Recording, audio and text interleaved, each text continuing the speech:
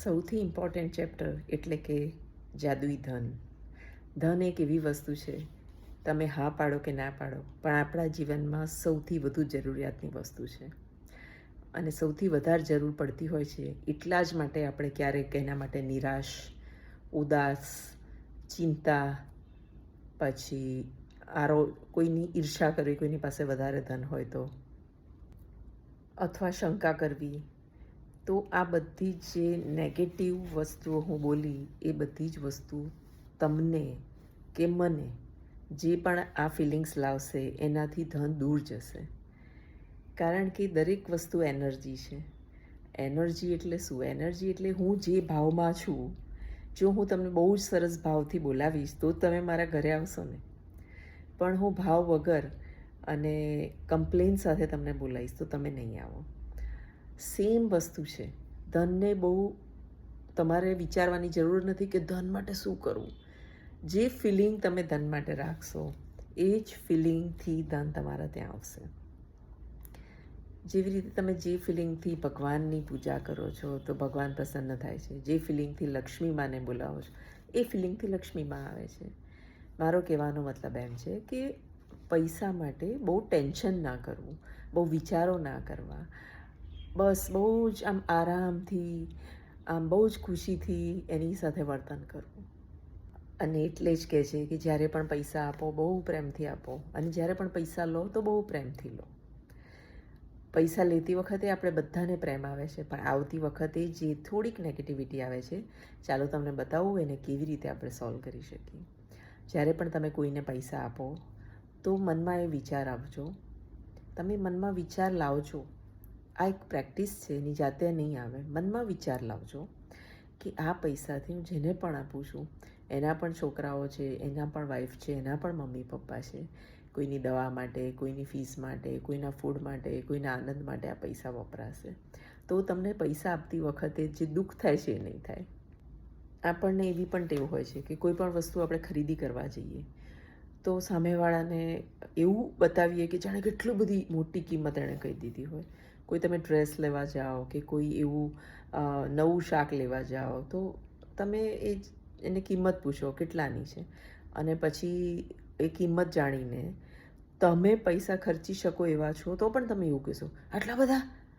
આમાં તો આટલા બધા હોતા હશે, આ તો ઠેર ઠેર ઉગે છે, આમ તેમ ગમે તે. આ ડ્રેસ લેવા જાઓ તો આ ડ્રેસનું કાપડ તો કંઈ એટલું સારું નથી, તો કેમ આટલા બધા રૂપિયા લો છો?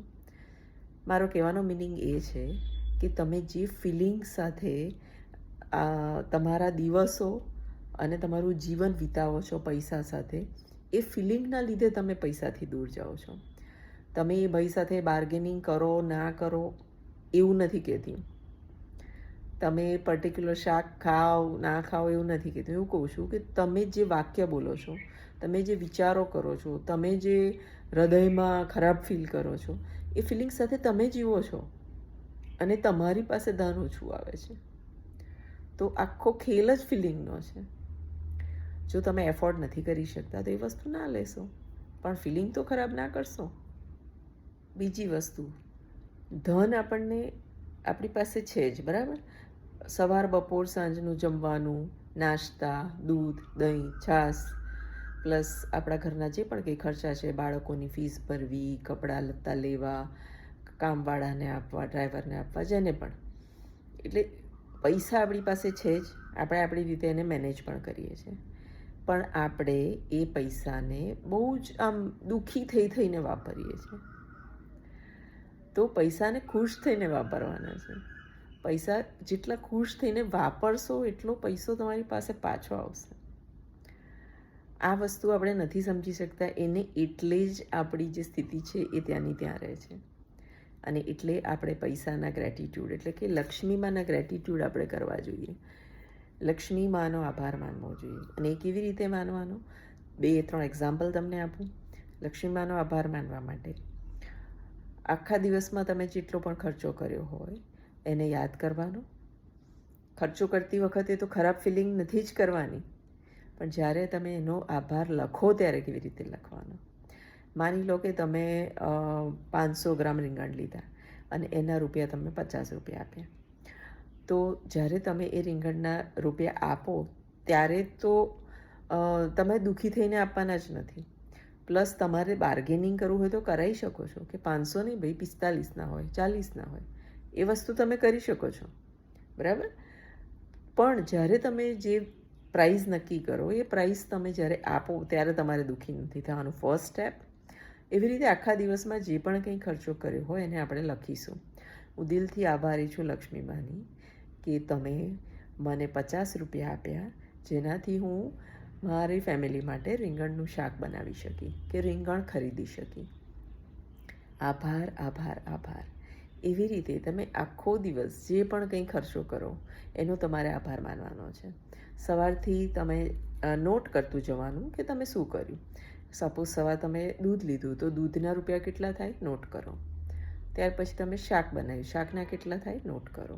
ત્યાર પછી તમે રોટલી બનાવી, રોટલીના કેટલા થાય નોટ કરો. હું એવું કહેવા માગું છું કે પૂરેપૂરા સંતોષથી તમે જ્યારે તમારી લક્ષ્મીને વાપરશો, ખૂબ ખુશ થઈને એને આવકારશો તો લક્ષ્મીમાં તમારે ત્યાં ડબલ થઈને આવશે. એ રીતે આના ગ્રેટિટ્યૂડ કરવાના છે. આજનો જે ચેપ્ટર છે જાદુઈ ધન, એ હું ચાલુ કરું છું. અહીં બુકમાં લખે છે કે જ્યારે પણ તમે ધન વાપરો ત્યારે તમારી ધનની સ્થિતિ શું છે એ મગજમાં વારે વારે ના લાવો. તમને અત્યારે જે રૂપિયા વાપરવા મળ્યા છે એનો આભાર માનો. હવે બુકમાં એવું લખે છે કે જો તમને ધન માટે વારે ને વારે નેગેટિવ ફિલિંગ આવતી હોય તો તમે આ જે ચેપ્ટર છે કે આ જે વિડીયો છે એ સવારના પહોરમાં એકવાર સાંભળી લેજો. એક પ્રેક્ટિસ કરવાની, 30 દિવસ રોજ સાંભળવાનું, એટલે તમને ખબર પડી જશે કે ધન માટે મારે કેવી ફિલિંગ રાખવાની છે. જો તમે સવારે સાંભળી લેશો તો તમારું જે અર્ધ જાગ્રત મન છે, જે હમણાં જ ઉઠ્યું છે, એને ખબર પડી જશે કે આખો દિવસ ધન માટે કેવી ફિલિંગ રાખવાની. અને તમે એ ફિલિંગ રાખતા થઈ જશો તો તમારું જીવન એવી રીતે ચેન્જ થતું થઈ જશે. આ છે એક પ્રેક્ટિસ કે છે, એટલે પ્રેક્ટિસ કરવાની છે. એની જાતે કશું જ નહીં થાય. જો તમે ગમે તેટલા વિડીયો સાંભળશો તમે તો મને ચેન્જ નહીં કરી શકો, પણ તમે પ્રેક્ટિસ કરશો આ વિડીયો પ્રમાણે તો તમે તમારી સ્થિતિ બદલી શકશો. અને જો તમારા જીવનમાં ફક્ત ને ફક્ત ધનનો જ પ્રોબ્લેમ હોય, બાકી બધું સારું હોય, તો પણ આ ચેપ્ટર તમને બહુ કામમાં આવશે. તો તમારે રોજ ધનની પ્રેક્ટિસ કરવાની છે. કેવી રીતે? તમારે તમારી લાઈફના અમુક પાર્ટ પાડી દેવાના છે, તમને જેટલું યાદ હોય એ પ્રમાણે. કે ભાઈ 5 વર્ષ સુધી તમારા મગજમાં કોઈ મેમરીઝ હોય કે તમે જન્મ્યાથી 5 વર્ષ સુધી, એટલે 2 વર્ષ સુધી કદાચ કશું ના ખબર હોય આપણને, પણ પછી પાછળથી ખબર હોય અથવા આપણે કોઈનાથી સાંભળ્યું હોય કે તમારા માટે તમારા મમ્મી કે પપ્પા કેવું ફૂડ લાવતા હતા, કેવા પ્રેમથી તમને ખવડાવતા હતા, કેવા સરસ ટી-શર્ટ્સ લાવતા હતા, કેવા સરસ ડ્રેસ લાવતા હતા, કેવું તૈયાર કરતા હતા, કેવું ફરવા લઈ જતા હતા. તો એ 5 વર્ષ સુધી તમારી માટે તમારા પેરેન્ટ્સે જે પણ ધનનો ખર્ચો કર્યો છે એને લખી લેવાનો.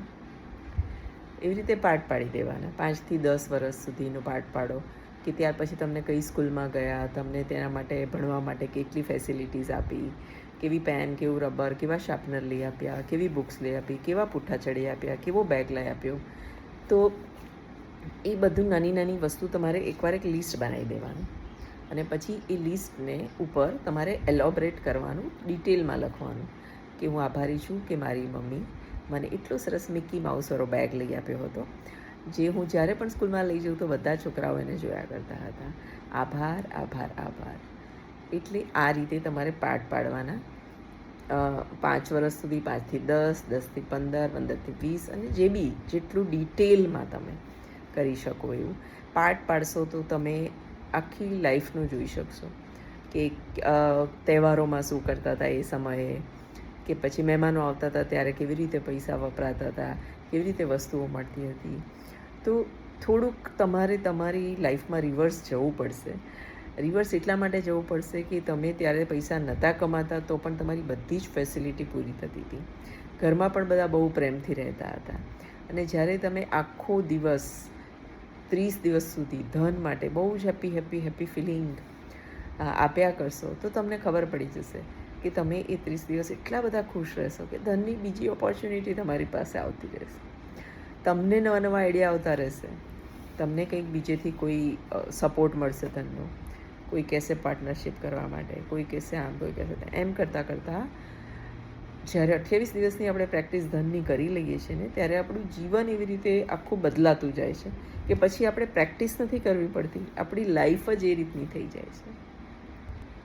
એટલે બુકમાં બહુ જ ડિટેલમાં આપેલું છે કે તમે એવી રીતે પાર્ટ પાડો અને દરેક પાર્ટમાં ડિટેલથી આખું વરસ એ પાર્ટમાં જે વસ્તુ તમારી સાથે ક્યાંક ફરવા ગયા હોય કે ક્યાંક ફિલ્મ જોવા ગયા હોય, જે પણ સારા ખરાબ જે પણ વસ્તુ થઈ હોય, એ દરેક વસ્તુમાં જ્યાં જ્યાં ધન વપરાયું છે એને બહુ જ પ્રેમથી વિચારો, લખો અને આભાર માનો. અને બુકમાં એક વસ્તુ ઓર સજેસ્ટ કરી છે કે જેવું પેલું સ્વાસ્થ્ય માટે પોસ્ટર બનાવવાનું હતું, એવું આ ધન માટે પણ બનાવવાનું છે. એ જાદુઈ ધન માટે ધન્યવાદ, જે મને જીવનભર આપવામાં આવ્યું છે.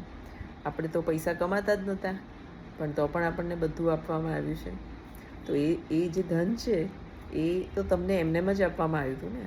ત્યાં તમને કોઈ એ ધન કમાવાની કોઈ ચિંતા હતી કે ના એ વાપરવાની ચિંતા હતી. તમે તો બસ એન્જોય જ કરતા હતા ને. હું પણ એન્જોય કરતી હતી.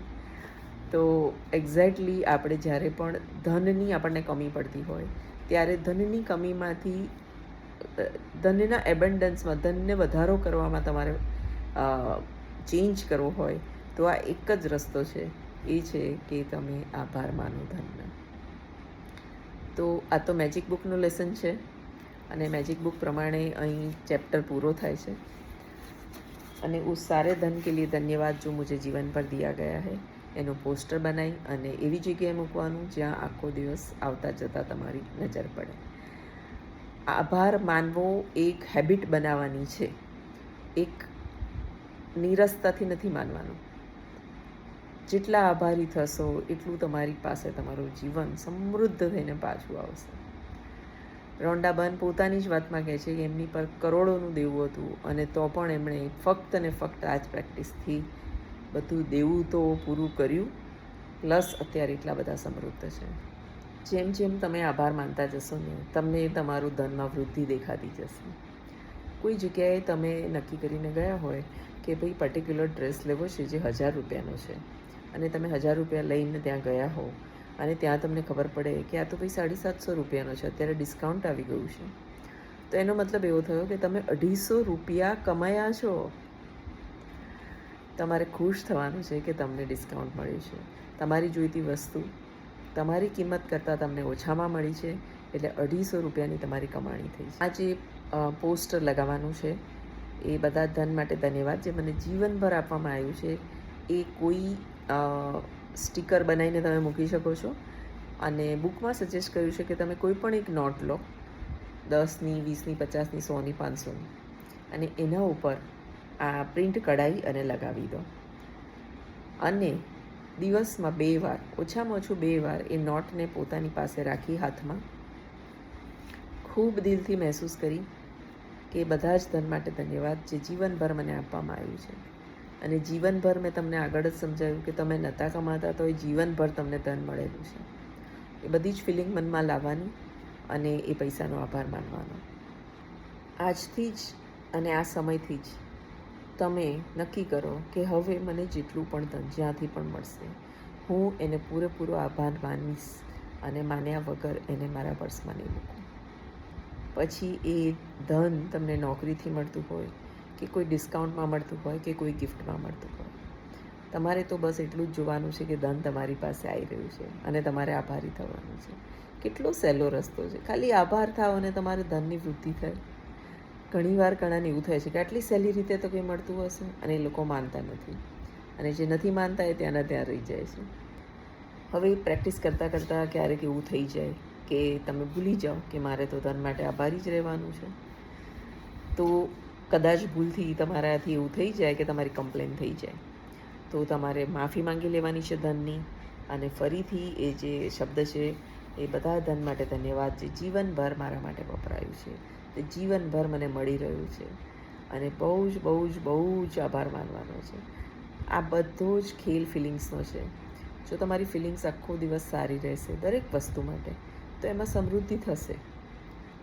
ચાહે પૈસા માટે તમારી ફિલિંગ સારી હોય તો પૈસા વધશે, કપડાં માટે ફિલિંગ સારી હોય તો કપડાં ક્યાંકથી ક્યાંક ગિફ્ટમાં આવી જશે કે ગમે તે થશે. એક્ઝેક્ટલી કોઈ પણ વસ્તુ માટે તમારી ફિલિંગ સારી હશે તો એ તમારા જીવનમાં વધશે. તો અહીં આ ચેપ્ટર આપણે પૂરો કરીએ છીએ, પણ ધનનો ચેપ્ટર તો કોઈ દિવસ પૂરો થાય જ નહીં. તો હંમેશા સમૃદ્ધ રહો, ખુશ રહો અને જે મળ્યું છે એનો આભાર માનતા રહો. ચમત્કાર તમારા જીવનમાં જરૂર થશે, અને થાય તો કમેન્ટ કરવાનું બિલકુલ ભૂલો નહીં. ચેનલને સબસ્ક્રાઈબ કરો, લાઈક કરો ને શેર કરો. બધાને આવા નાની ટિપ્સથી એટલો બધો ફાયદો થાય કે બધાનું જીવન સુધરી જાય. ચેપ્ટરના એન્ડમાં દર વખતે એક પ્રેક્ટિસ આપી છે. એમાં સૌથી પહેલું લખ્યું છે કે સવારમાં ઉઠીને તમારા 10 બ્લેસિંગ્સ લખવાના છે. તમે શેના માટે આભારી છો, જે મેં ઘણી વાર તમને સમજાવ્યું છે. હું પગ મૂકો ત્યારે હું ધરતી માને આભારી છું, બ્રશ પકડો ત્યારે મારા બ્રશ માટે આભારી છું, મોઢું ધુઓ ત્યારે પાણી માટે આભારી છું. કોઈ પણ 10 વસ્તુ લખો અને આભાર ફીલ કરો. અને બાકીની ધનની પ્રેક્ટિસ મેં તમને સમજાવી છે, એ રોજ જ કરજો. નિયમિતતાથી કરશો તો તમે આ વિડીયોમાં આવીને ચોક્કસ લખશો કે તમને ધનનો ફાયદો થયો છે.